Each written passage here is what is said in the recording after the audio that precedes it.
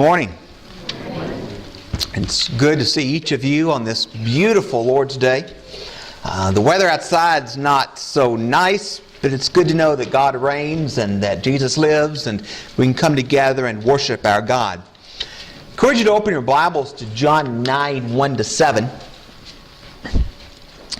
We'll be there for a good while this morning. John 9, 1-7.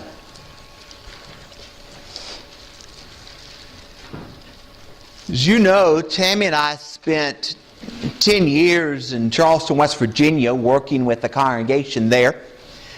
And those brethren greatly cared about one another. They were very good to each other. If someone was having surgery, that waiting room would be absolutely full. If I was going by to make a hospital visit, it was nothing to run into 3 or 4 people in the room. And sometimes nurses would come and throw some of us out. There'd be so many people in there, checking on folks and wanting to make sure they're okay. I had to have a heart cath while we were there, and that waiting room was full. I remember one year at Christmas. There was a very sweet lady. Bonnie passed away. She died, I think, about 2 weeks before Christmas. And she had left behind a grandson of 4 or 5. Her daughter had not started Christmas shopping. And it was going to be very difficult to get Christmas shopping done with her mother's funeral and everything else. It wasn't like Leslie was really going to feel like doing any Christmas shopping anyway. So a couple ladies there at the church just went and bought Ethan's Christmas on their own. No questions asked, no strings attached. They did what they could. And speaking of funerals, those folks took care of their own. Oh, that funeral home would be packed when a member of that congregation would die. And the spread they'd have afterwards, the building, always amazed me. That's the way it ought to be. In most churches, I believe that's the way it is. It may very well be that you're sitting here and you've experienced that love yourself firsthand. Maybe you lost a family member. Your mailbox every day you walked down to get the mail, it was full of cards. You'd have phone calls, people stopping by the house, bringing food, whatever people could do. Maybe you experienced some trial that only a few people knew about. But oh, how the brethren would call and check on you. They let you know they loved you in a myriad of ways, because they did. In John 9, Jesus encounters a man who has been born blind. I can't even begin to imagine what this man must have gone through in the first century. No social programs, no net to catch him if he fell. This man struggled a good bit, I'm sure. And Jesus comes along and turns his night into day and gives him sight.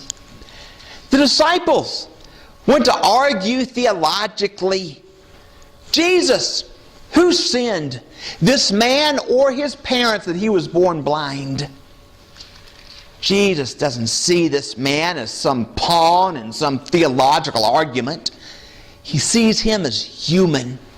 And because Jesus sees him as human, Jesus reaches out to touch him, to heal him, to minister to him. Jesus is going to minister to this man in a big way in John 9. He's going to heal him of his physical blindness and then of his spiritual blindness. Jesus is going to reveal himself to this man as the Son of God. This man will believe. This man will worship. And as we look at our text this morning, there's an important point that we've got to come to understand, to realize, to hold on to. And that is this simple truth, that suffering calls for compassionate ministry. Suffering calls for compassionate ministry. That's the way of Jesus. That's how Jesus deals with this blind man who in our text becomes a formerly blind man. Oh, let's go to John 9 to learn of compassion, to learn of ministry, and to learn of suffering. John 9, 1.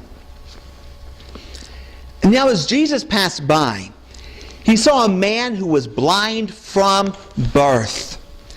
This man is not just blind, he's been blind from birth. Later, this man is brought before the Sanhedrin. Who healed you? The man at that point doesn't know. But you know what he says?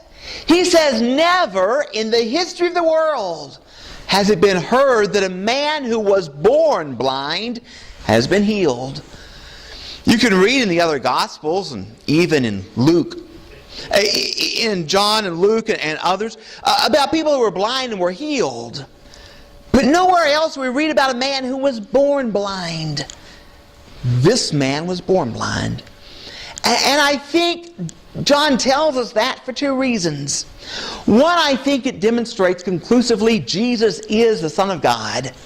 He has great and marvelous power. Power that can heal even those who were born blind. Blind from birth. Second, I think that this demonstrates the suffering of this man. He didn't have just suffering for a little while. This was a man who had never seen, had always had this condition, and had suffered so very greatly. In verse 2, his disciples asked him, saying, Rabbi, who sinned, this man or his parents, that he was born blind? Jesus. We know it's one or the other. Either this man sinned or his parents sinned. I really think this verse tells us more of the disciples than a lot of other texts. They didn't see this man as human. They don't care. They don't have compassion for this man who's been born blind. What they want to know, who sinned? Jesus, we know somebody's been sinning around here. Who is it now? Him or his parents? They want that debate. And really, in their day and age, that was a fair enough question. You see, the Jewish rabbis taught that all sin, all disease, all suffering was consequence of sin. If you were suffering, one of two things happened.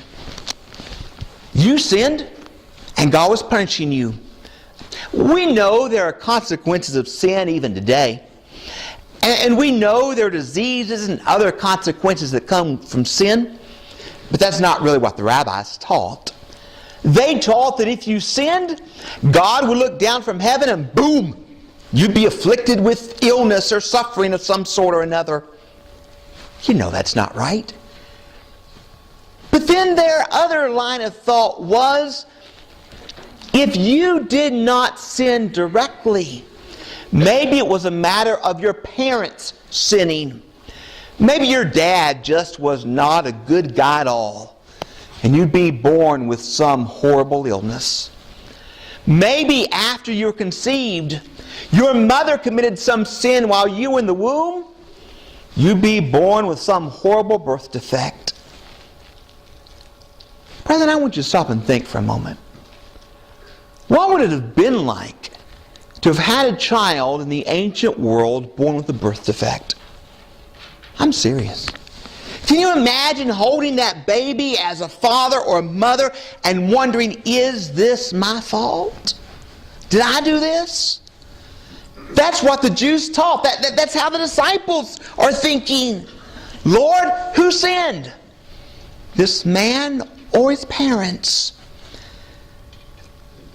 You know, God doesn't tell us a whole lot about the problem of pain and suffering in this world. There are some conclusions we can draw from different texts. Don't have time this morning to get into all those different conclusions we might could draw. But let it suffice to say this. In the book of Job, I think God teaches us an important lesson. As he comes to Job, a man who has a myriad of questions and wants to question God, God says, Job, where were you when I made the world? Tell me if you have understanding. You see, God knows some things that you and I don't understand. God knows the future. God knows the past. Things you and I will never understand. God is God, and folks, we're not. And it may boil down to simply that. God is in heaven. We're here. Jesus answered at verse 3. Neither this man nor his parents sinned, but that the works of God should be revealed in him. Nope, Jesus says, neither or. This man was born blind that God could work this miracle. Now, I don't think that I can extrapolate that and say that all suffering in this world today is so that God can work wonders. It doesn't happen that way anymore. You know that. But this man was placed here in this situation so that God could be God and could show Himself as God.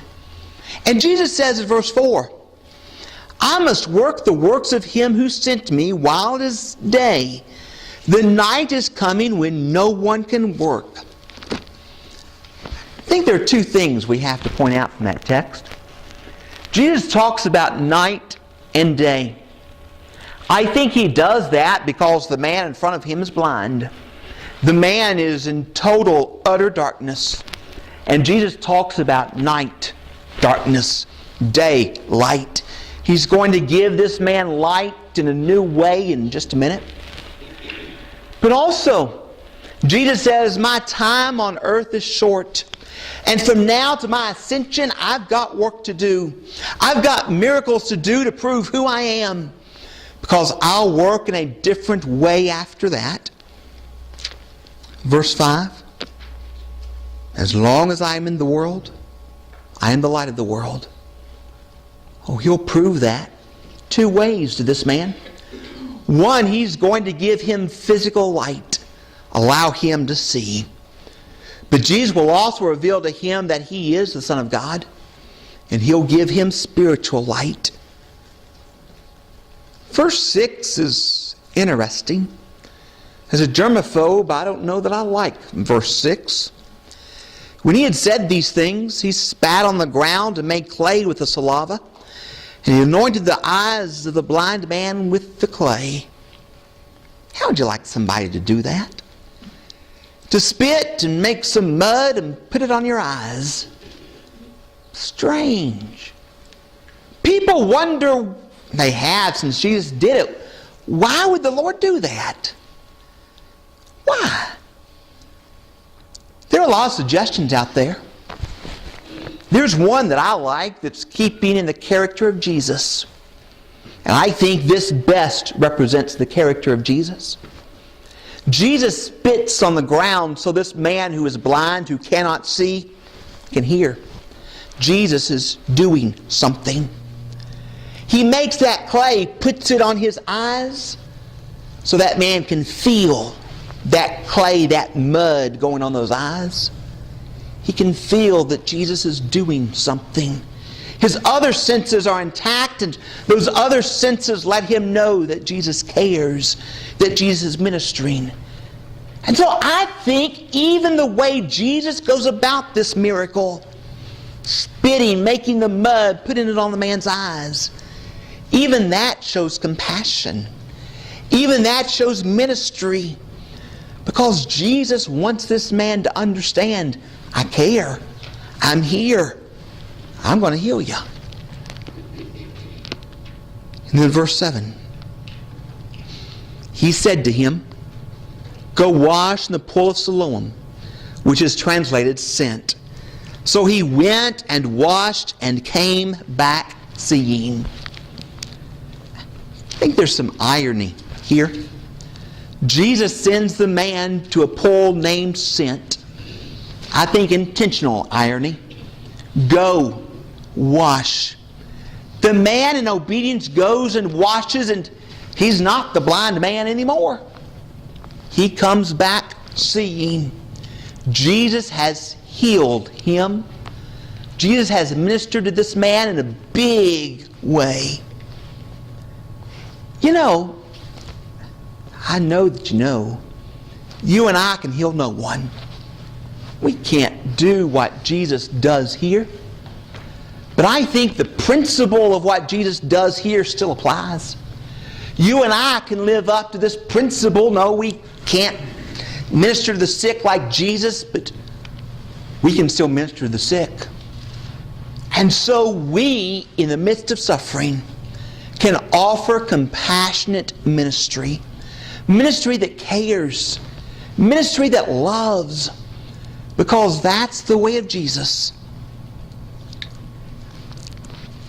I got John and Luke mixed up a minute ago. I'll tell you why. Because Luke's a lot on my mind in this sermon, in this lesson. Oh, I know the text is in John. But Luke, as a physician, loved miracles of healing. Luke, Dr. Luke, tells us a lot about the power of Jesus over illness and sickness. And Luke often details Jesus' ministry to the sick. We'll talk about 4 examples here briefly.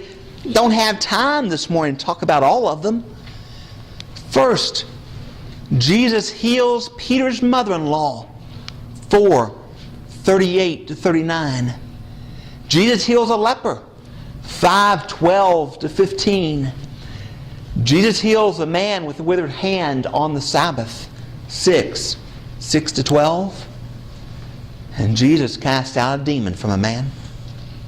8:26-40. Brethren, there are a host of other examples we could give. But those make an important point. Jesus cared about those who were hurting.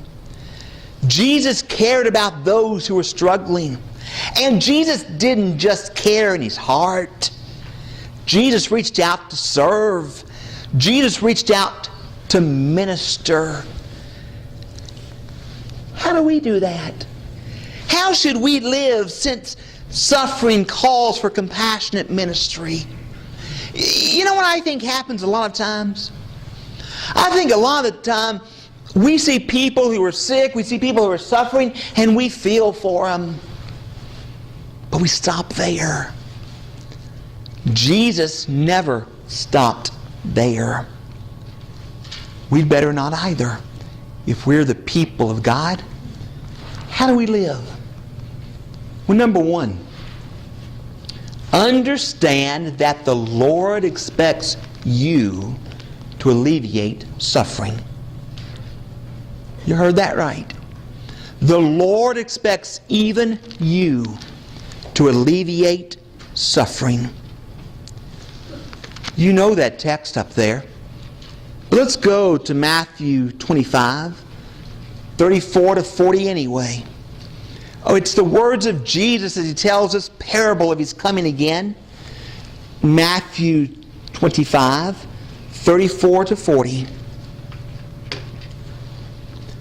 The king will say to those on his right hand, "Come, you blessed of my Father, inherit the kingdom prepared for you from the foundation of the world. For I was hungry, and you gave me food. I was thirsty, and you gave me drink. I was a stranger, and you took me in. I was naked, and you clothed me. I was sick, and you visited me. I was in prison, and you came to me." Then the righteous will answer him, saying, "Lord, when did we see you hungry and feed you, or thirsty and give you drink? When did we see you a stranger and take you in, or naked and clothe you? Or when did we see you sick or in prison and come to you?" And the king will answer and say to them, "Assuredly I say to you, inasmuch as you did it to one of the least of these my brethren, you did it to me." You know, I think a lot of the time, we think that ministry to those who are suffering, that's somebody else's job. We pay a preacher for that, or we've got this, that, or the other, and we'll let them take care of it. But you notice what happens here at the great judgment scene? As Jesus separates the sheep from the goats. Come, you blessed of my Father. Inherit the kingdom prepared for you from the foundation of the world. For I was hungry, you fed me. I was suffering, you came to me. You ministered to me. The story is told of a man who had a dream one night. He dreamt that he was standing before God. You got to understand, this man had a lot of suffering in his life. Had a child born with some horrible birth defect. Had a father who was very ill. As he looked at all that suffering, he just could not believe that God would allow that in the world. And there was one question this man wanted to ask God, and that was why. God, why do you allow suffering in the world? On his dream, he gets a chance. He's standing before God, and he says, God, why do you allow suffering in the world? God looks at the man and says, why do you? Why do you? Brethren, I wonder if God might not ask us that question sometimes. Why do we allow suffering in this world? Why do we not minister? Why do we not seek to alleviate suffering? Why do we not seek to do what we can to help those who are in need? 2, pick someone to whom you can minister this week. That prayer list in the bulletin is full. It's too full in many respects. Take that list. Find someone who really needs some care, needs some love, and decide you're going to step up and you're going to give love in a big way.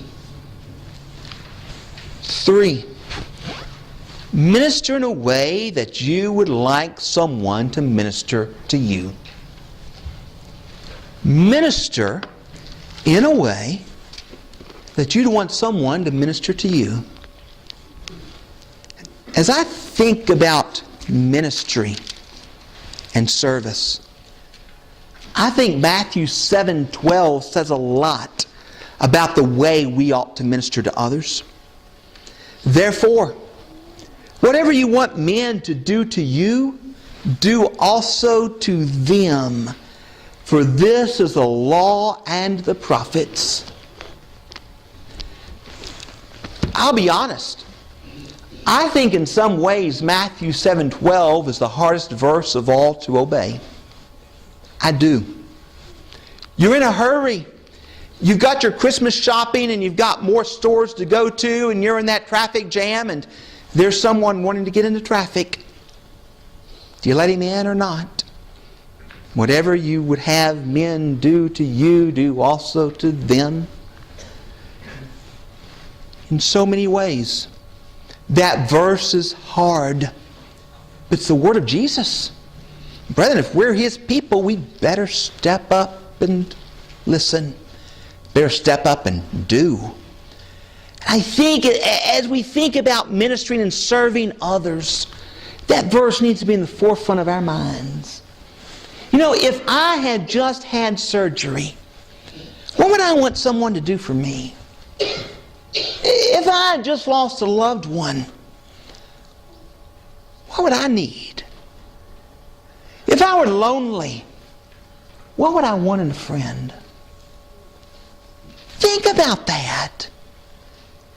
And then minister accordingly. Whatever you would have men do to you, do also to them. And 4, do not toot your own horn. Do not toot your own horn. I'm for a cappella, not just in public worship, but when it comes to service to others, you don't toot a horn. You don't have it. You don't do it. That's the word of Jesus. Matthew 6:1-4. Take heed that you do not do your charitable deeds before men to be seen by them. Otherwise, you have no reward from your Father in heaven. Therefore, when you do a charitable deed, do not sound a trumpet before you as the hypocrites do in the synagogues and the streets, that they may have glory from men. Assuredly, I say to you, they have their reward. But when you do a charitable deed, do not let your left hand know what your right hand is doing, that your charitable deed may be in secret. And your Father who sees in secret will Himself reward you openly. No horns. No sounding of the trumpet saying, hey, look at me and how great I am.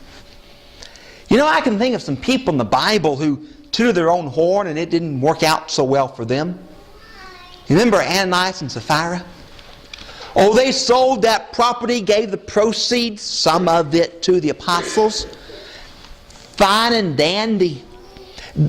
They didn't have to give all to the apostles. They could sell that land and give some to them. That was fine. Free will offering. But they come and, oh, look at what we've done. We're so good. We've given it all, Peter. They're pushing up daisies because of that. Didn't work. They wanted boasting and bragging and no. And you know, let me be honest. I think, as I look at this, I think maybe one reason we ought to keep our mouth shut is to minister to the other person. You know, it might be embarrassing for that person, for others to find out ways we've ministered to them. Keep our mouths shut. Let God give credit. Let God give His glory. That's better glory than from men anyway. Why not have His good favor instead of that of others? And 5, understand that even small acts can make a big difference. Even small acts can make a big difference. Oh, I can hear your thinking now. Justin, that sounds fine and dandy as peppermint candy, but it's hard. I've got issues. I'm busy.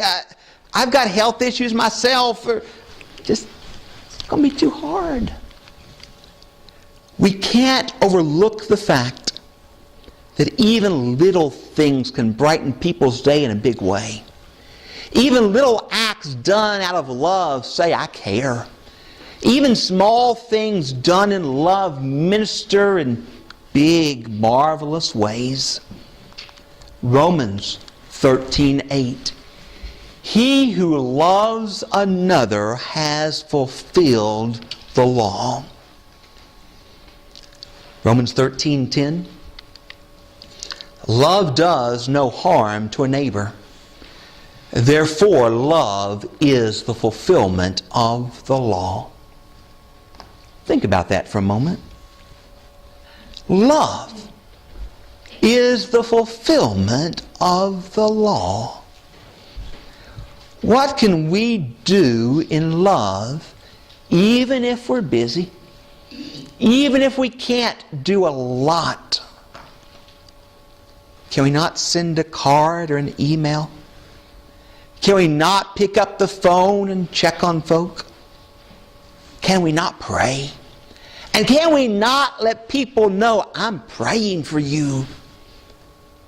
Oh, that's big. Because prayer talks to the one who has all power. Prayer is powerful. I like people to pray for me. Because God can do more than anyone else can. Even small things, things that don't take a lot of talent or time, can speak in a big way to folk. Brethren, when we serve, will we minister? Will we gird ourselves with a towel and get down to wash the feet of others, to minister, to serve, to show compassion? Jesus showed great compassion in this text. John 9. Jesus showed compassion throughout His life and ministry. Whenever He saw someone hurting and suffering, Jesus would stop. You know, Jesus never went to a funeral that He didn't stop it. You know, think about that. Every funeral Jesus ever showed up to, there was no more corpse. There was a living body. Why? Because He had power to do that. And also because He cared. You know, I love that image in the Gospels. When Jesus encounters that leper in Mark 1, the text says, you know, the leper asked, Jesus, if you're willing, you can heal me. Jesus, moved with compassion, reached out, touched him and said, I am willing, be clean. Moved with compassion.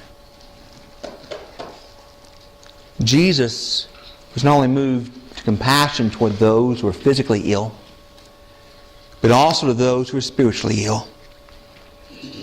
And so He went to Gethsemane and He prayed to the Father, let this cup pass from me, nevertheless, not as I will, but as You will.